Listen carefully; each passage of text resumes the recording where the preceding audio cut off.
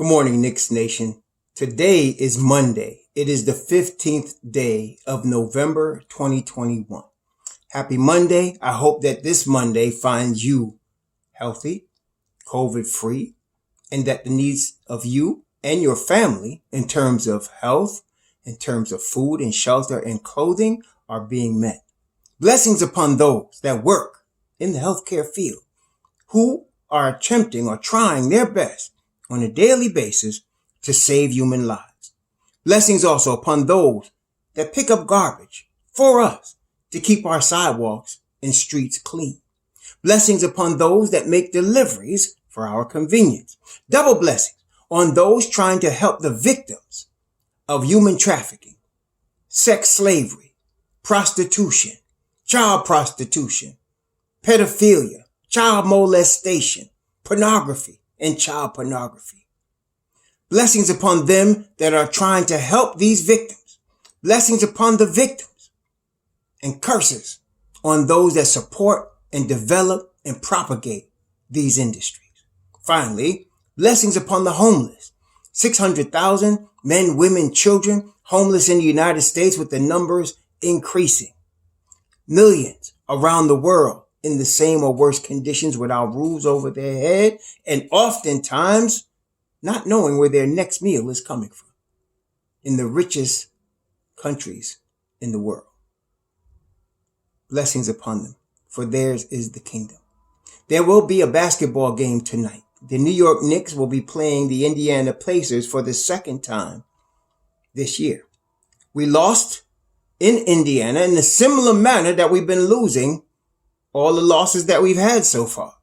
The starting unit has been more, to say they've been subpar is an understatement.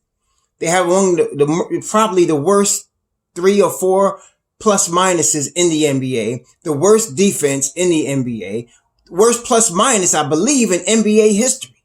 That starting unit. Can't get any worse. So yesterday I was looking at, and I should probably have played it, but I was looking at Tom Thibodeau's press conference yesterday. And Mark Berman and I believe it was Ian Begley asked him some very good questions. Mark is usually asking questions designed to produce drama. But yesterday, even though he did that, Tom answered it in a way. Now you have to listen to the whole thing. I had to listen to it 4 times to make sure I heard him correctly. So he was asked basically, are you going to make changes? And he basically started off saying, we have to see what happens. He didn't say directly no. Then Berman asked him, so you're contemplating making a change? And then he answered Berman, no, but I can change my mind. And then they asked him, what do you do? He said, we have to improve. Then Derrick Rose came on and said they had a great practice. And so between the two, Berman wrote an article that basically said he's adding some plays offensively. And that makes a lot of sense. First of all, let me just say this. As you know, along with many of you, I've been very frustrated with the play of the New York Knicks. Wins and losses do. I'm glad they win, obviously. We're all happy. It's a good day when the Knicks win. But it's not that. It's that I believe they're a much better basketball team than they're showing right now. They're a much better basketball team than they're showing. And especially on the defensive end, obviously. They were number 1 in defense last year, and they're 0, at the bottom of the pile, 30th this year. So, in New York, myself, growing up in the areas in which I grew up, I would rather see a defensive team that locks down the opponent in low scoring than an offensive team that scores a lot of points and gives up a lot of points. For example, Mike D'Antoni, I respected Mike D'Antoni, but he was not my favorite coach because he was a very offensive focused coach. His ways were winning. I mean, he would win games for teams. He brought Phoenix to the Western Conference Finals. 7th game they lost to the Lakers. But he never got over the hump with that style because they didn't play defense. And some people say, well, the Golden State Warriors played the Mike D'Antoni style offense. They did, but they also played defense. They had all defensive team guys in Drummond and Thompson on the floor. And they would add usually a defensive center on the floor. So they had defense as well as offense. And now, the way Stephen Curry is playing, he actually is playing at a high level on both ends of the floor, which is why they're like 11-2 right now. But I always appreciated great defense. Clyde Frazier was a master. He had wrote a book back in the 70s, which I read partially. Didn't read the whole book, but I wasn't a great reader. But I did look at the book and did look at the pictures and did try my best to emulate Clyde Frazier because he was a defensive master back in the day. And then, of course, and so the Knicks, the championship teams were great defensive teams. And then, of course, we know about the 90s with Ewing and Xavier McDaniel and Charles Oakley and that crew. And then later on with Marcus Camby and Spree and Larry Johnson. So, the Knicks have always been, at their height when they were playing their best ball, defensive units, defensive oriented teams. And that's what I was excited about, them bringing a Tom Thibodeau who has the credentials, has the background, has the pedigree of a defensive coach, having cut his teeth in the Knicks organization. And then, of course, being the defensive coordinator of a great defensive team in Boston that ended up winning it all in 2008. So this is frustrating to watch on a number of reasons because, of course, I appreciate great defense first. We know what great defense looks like in New York, and this team is not playing it. That's what was frustrating me about the first year of Julius Randle, just waving off and not helping, not sprinting on defense, not covering. We know the story. Then I was so refreshed and excited to see last year Julius playing really good defense, sprinting back, getting on his man, rotating properly, and then the whole team doing it. It was tremendous. Even with Elfrid Payton, who was a frustrating player to watch offensively, defensively, though, they were a unit to be reckoned with, right? So now we come to this year. They lose Payton, which is a move they had to make. They lose Bullock, and many of y'all think they just let Bullock go. Y'all got to understand what really happened. Look closely into it. The Knicks were not paying long-term contracts to anybody. Okay, Burks got 2 years and the third year on the team option.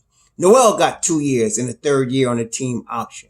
Everybody got 2 years and the third year on the team option, except Fournier, who got 3 years and a fourth year on the team option because they felt like he's in his prime, which I thought, and he's a wing, which is important if you want to win. So, Bullock was offered 3 years all cash guaranteed from Dallas. That's why he went there. Period. It was the money. Okay. So fine.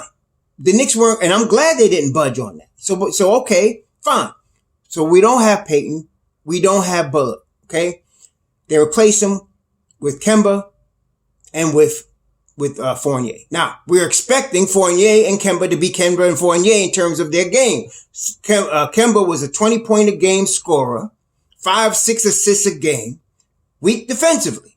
Okay, so we thought, okay, he can give enough defense to not kill us and then more to make up for it on the offensive end. Then we expected Fournier, who is a spot-up shooter like Bullock, but more so, he slashes as well and moves without the basketball. So we expected between the two of them, yes, we might, go take a step back defensively. Not the worst defensive team in the league, though. And then them playing the offense that they could play, we should be good to go. What disappointed me yesterday was that Tom mentioned that they added plays. They put plays in.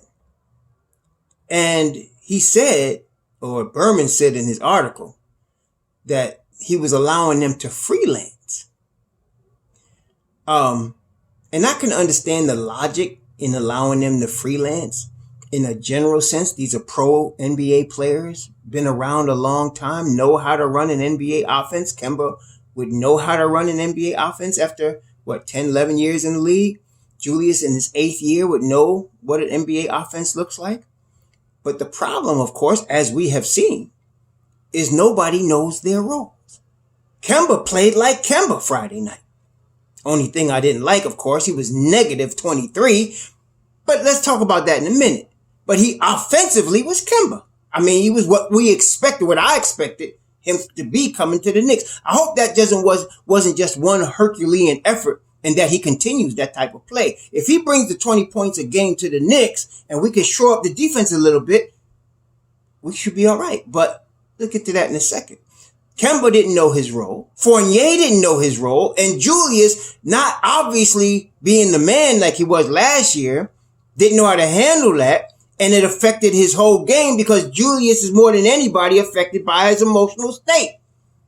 So then he starts pouting. He starts arguing with the refs. His game is finished at that point. He's not even a factor.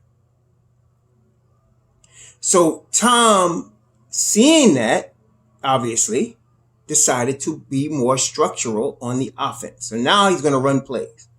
Okay, he's going to run some plays, which is good. When Tom ran plays, if you check out videos of his Chicago Bulls teams, I forgot the guy's name, but there's a guy that actually did lots of videos on when Tom Thibodeau, before he came to the Knicks, when he was coaching in Minnesota, did videos on his offensive schemes in Chicago.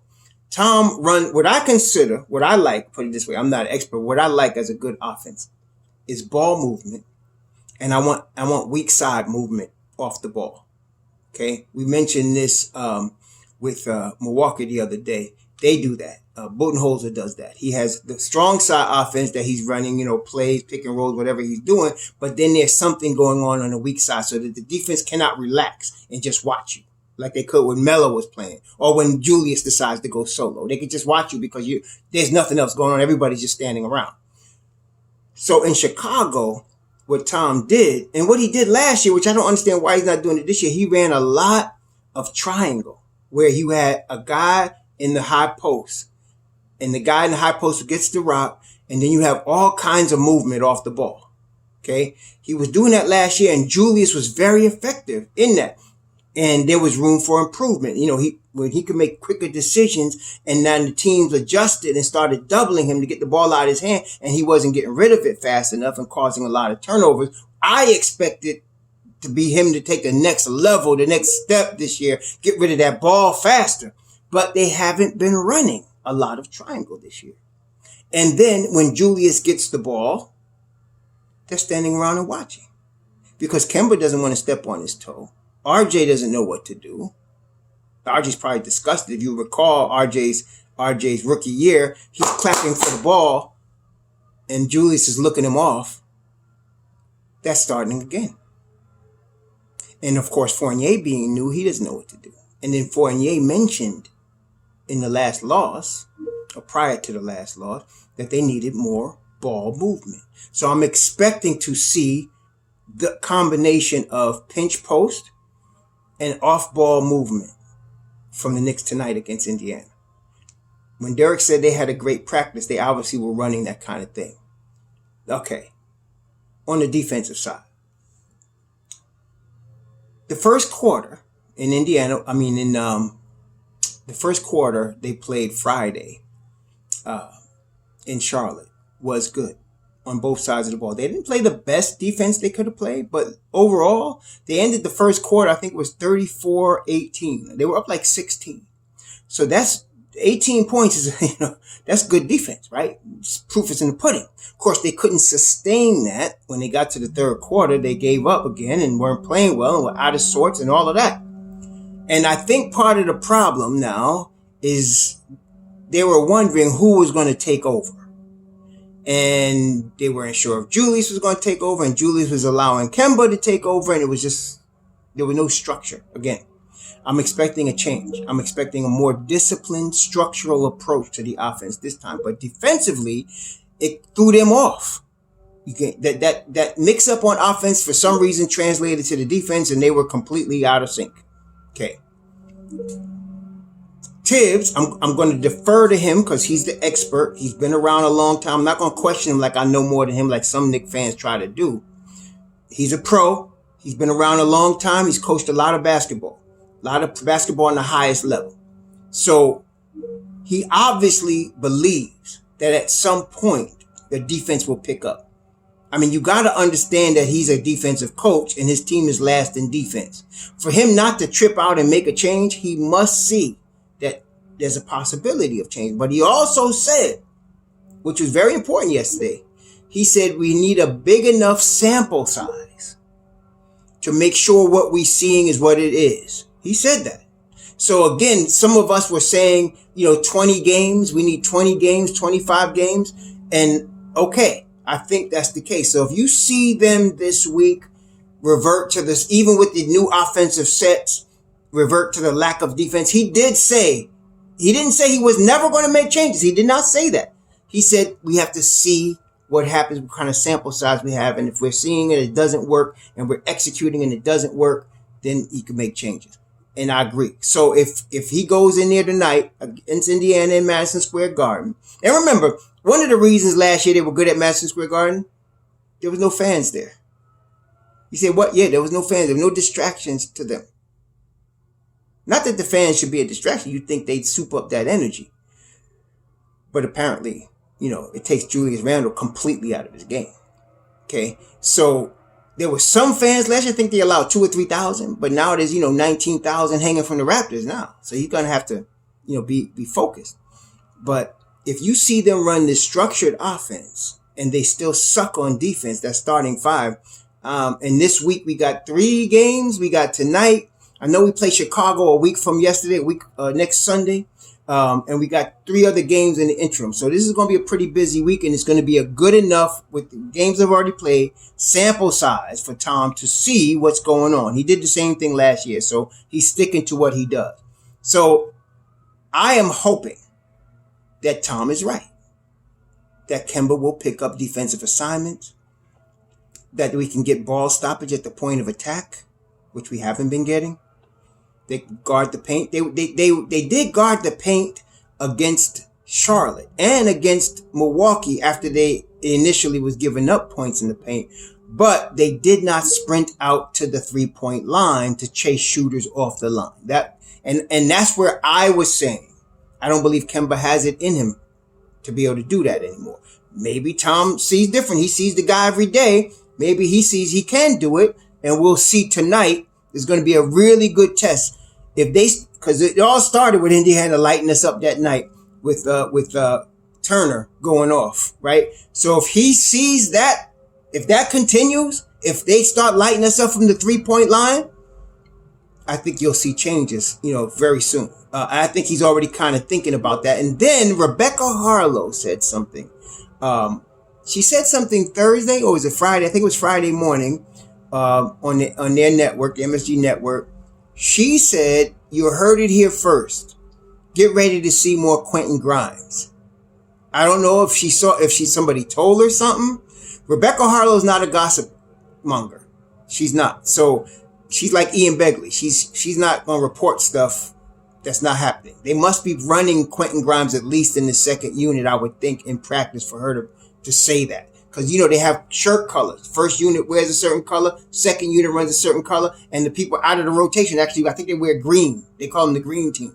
Maybe they took Quentin out the green team and put him, in one of the other units. I would think the second unit. So in preparation of what may be coming. So I'm pretty hopeful. Again, it is early. My frustration is the Knicks should be better than what their record says right now, and they're playing below themselves. They're not playing their maximum right now. And I'm hoping that Tom is right and that they will.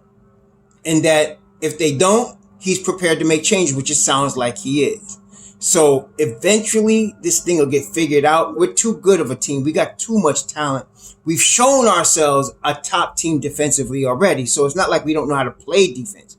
So I think RJ's been confused as well. He's a young player. Okay. So I think he's been confused also, offensively and defensively with everything that's been going on. So, we're going to see a lot tonight, with Indiana, and over the next week I think they got a stretch of 5 games starting tonight, that go through into next week. I know we play Houston, and I know we play Orlando. Orlando's coming into the Garden Wednesday night.